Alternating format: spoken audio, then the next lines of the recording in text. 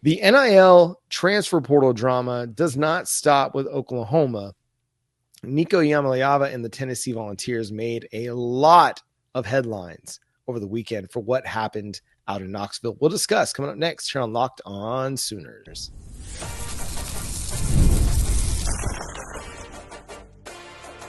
You are Locked On Sooners, your daily podcast on the Oklahoma Sooners. Part of the Locked On Podcast Network, your team every day.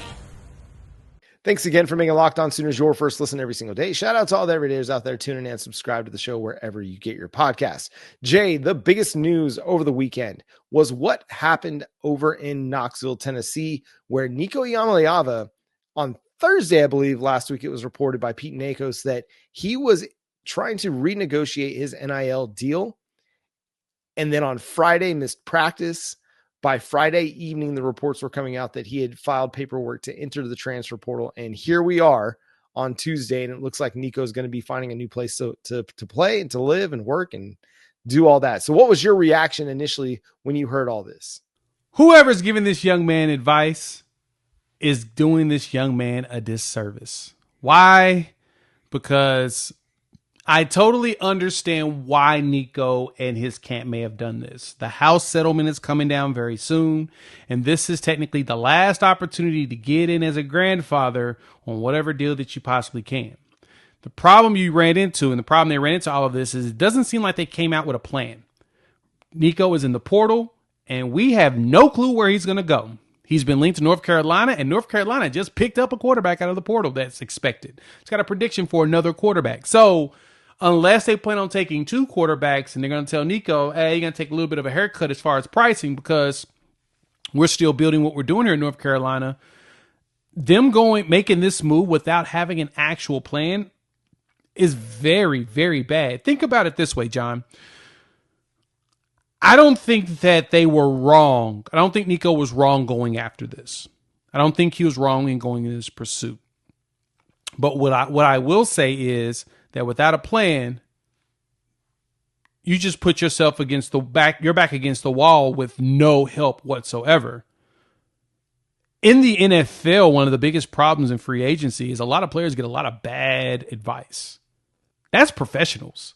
Mm-hmm. Some will take less money to go this place and then, career kind of ends. Or they take less money, go somewhere else, and they blow up and then they potentially get more money. It's not a situation where you'll get perfect information, but if the NFL is struggling with that in their free agents, think about 10 times the players and 4 times the teams trying to do the exact same thing. There's not that many good advisors in the NFL. Why do we think that there's that many of them here in the college ranks right now? You're not going to have 1 or 2 monopolizing it yet. It's going to take some time. But that's the bad part is his people, they should have had a better game plan than this. Well, it was really bold to go out and start kind of putting feelers out there as to who might be interested in Nico if he were to enter the portal. I think they were probably trying to drive his price up a little bit and say, hey, we've got options out there somewhere else. And then hearing that he was potentially threatening to hold out of the Ohio State game in the playoff, all of this coming to light, it's just bad timing, bad press, bad PR. It's just not turning up flowery for Nico Iamaleava, a dude with all the talent in the world. You put your head down and you just do the work, you're going to get better. And if you have an improved season in 2025 and you want to go back to the negotiating table and say, hey, we improved, I was much better, we made it to the playoff again, let's talk. And if still next winter they're not interested in renegotiating, okay, then hit the portal and see what your options are. But then you're coming off of a season that's an improved season. He was average last year. I mean, did he have some good moments? Yeah, but he was not leading Tennessee to victories. They rode Dylan Sampson like crazy and that defense like crazy. Nico was a bus driver for that's basically what he was. And so if you're going to play that role and have an average season and everybody's most recent memory of your performance being the Ohio State game, or people not forgetting that you ran out of bounds as time runs off the clock against Arkansas, Ooh. you're not putting yourself in a good negotiating position. When holdouts occur at the NFL level, it's superstar players going into the final year of their deal, coming off of a big season, or coming off of an All-Pro or Pro Bowl selection. Or if they're coming off maybe not as great of a season, they've got a track record of production that occurs that they can lean into. But the understanding generally when NFL players hold out is a deal is going to get done. It's just a matter of time. Yep. College athletes right now are not afforded the same kind of protections or the same benefit of the doubt. Like if you've been in the NFL for 3-4 years and you're coming up on the end of your rookie contract and you've got 3 or 4 years of production behind your name, you can hold out. And it's going to be, the team is going to pay you. It's only a matter of time. It's just when you don't have that production to your name, it doesn't put you in a good position to negotiate. So like you mentioned, man, the people giving him advice gave him bad advice. And listen, I applaud Josh Heupel and the Tennessee Volunteers for taking the stance that no, we're not going to renegotiate a deal that already made you a significant amount of money and put you in the upper echelon of college athletes and how much they were getting paid, and setting the bar so high coming out of high school. No, we're not going to change the deal. Go prove something first, and then we'll talk. Yep.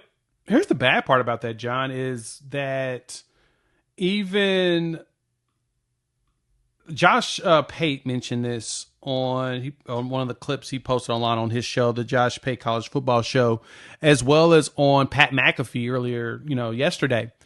He mentioned this. He said that reports are Nico and them tried this in December 1st. Mm-hmm. They already tried this before the first transfer portal window opened, that before the playoffs, they wanted to renegotiate because they felt like the contract, paraphrasing here, that they weren't going to get paid for the additional games. Their contract was only for the first 4 games, the first 12 games of the season, and it didn't include the playoffs. Well, you got to remember, NIL is not supposed to be built around performance in games. It's supposed to be built for the semester and the entire time you're there, and it's kind of how that works. But he's also not the only player that's done this. Now, I've talked about this before, that when this house settlement comes down, you will see a lot less of this. This is the first time we've seen a major player in a major program deal with a major holdout. It's okay. You're still going to have some shenanigans because, heck, you had college football players, which, hell, think about Maurice Claret in the situation with Ohio State. As a true freshman, he decided he didn't want to come back and he wanted to go straight to the league, and the league told him no, and that happens. Sometimes you got to let people make mistakes. Everyone deserves the right to make a bad decision. Mm-hmm. Even if you're uber talented or you're not. You still deserve that opportunity. I don't care about the means. He played the millions, and he's out there on the field for that year. That term is done. We're talking about the next term. Whatever. It doesn't matter. At this point, he's not on the team anymore. Move on. But everyone deserves the opportunity to make those mistakes, and he made some big public ones. Now he's going to have to figure out what's next. Yeah, it's one of those situations, and I keep coming back to this. Had he had a season where he was an all SEC selection, even a second team selection, and put up 30 total touchdowns, 35 total touchdowns, and led them to some significant wins, like not rode Dylan Sampson to some significant wins, but he was the catalyst in which led them to wins, then he would have been in a better spot to negotiate. But as it stood, he was just okay. He didn't kill them, but he also didn't elevate them to a higher level. So it all comes back to, what have you done? What have you done for me lately? What's your performance like? And that's going to be the case even when the house settlement comes down. When revenue sharing becomes a part of college football and there are legitimate contracts, that's going to be even more the case. Because if you're not performing, it's not going to be, we're processing you. No, we're cutting you. Yeah. And that's going to be the way it goes down. Coaches are going to feel less sympathetic about it, and it's going to be the business of college football. And that's what Nico is showing us, is that ever more, this is the business of college football. Perform, get paid. You don't perform, we might honor our existing contract and let you continue to develop, but we're not going to give you a bump to make it happen. Nope. And to even add to that, that's the one thing and Jim Nagy mentioned this during the combine, that's the one thing that Oklahoma does not want to deal with. They said this issue is not going to happen here. And you make the determination. If you feel like a player is at the point where they want to look, you want to ask for more money, you have the right to. Like I said, Nico him and his camp was not wrong for doing this. Always They ask. just did it completely in the wrong way. They screwed up in the way they did it. But they're not wrong for ask. What's wrong with asking? Nothing hurts to ask. You miss 100% of the shots you don't take. Exactly. And they just took a shot and they just kept shooting, and they made a mistake in moving forward. But they weren't wrong for asking. I don't care what anybody says. They weren't wrong. They screwed up in not having an actual plan in place, though. So I didn't say they were right. I just said they weren't wrong. Two different things. Yeah, very much so. It's one of those, hey, I get paid a salary at my job. I can go ask them for more money. When they say no, what am I going to do? Am I going to keep showing up, or am I going to go find another place to work? Well, I like where I work. It provides me a lot. I'm going to keep working where I work because I like where I work. And so that's one of those decisions that all these guys have to make. And I said it on social media, man. Shout out to Caleb Kelly. Shout out to Brent Venables, their staff, the whole Oklahoma program. NIL is a part of it. They will use NIL strategically to improve their team. But they've been saying it from the beginning that if you're only about NIL, this is not the place for you. Nope. We want to recruit and develop the whole person. And I believe that they're doing that. I agree. And I think that we are achieving it. Yeah. And that's going to do it for today's episode of Locked On Sooners. Thanks so much for tuning in and being a part of the show. Subscribe to the show wherever you get your podcasts. On tomorrow's show, we're going to talk about Colorado looking to retire Shedeur Sanders and Travis Hunter's numbers. Crazy. Interesting. Very we'll talk about that, but also talk about if Oklahoma were to allow numbers to be retired, who would have to go up first and who would definitely have to go up on the wall. But again, follow the show at Locked On Sooners on all your favorite social media platforms. Follow Jay at Unfair Sports. Go check out his channel, Unfair Sports, over on YouTube. You can follow me at John9Williams and read my work covering the Sooners over at SoonersWire.com. And for your second listen of the day, make sure you go check out Locked On NFL Draft with Damian Parson and Keith Sanchez as your favorite collegiate players like Danny Stutzman and Billy Bowman. Get ready for the next level. Get the latest draft rankings, rumors, and news every day. Find Locked On NFL Draft on YouTube or wherever you listen to podcasts. But until next time, he's Jay Smith. I'm John Williams. We'll talk to you then. Boomer Sooner.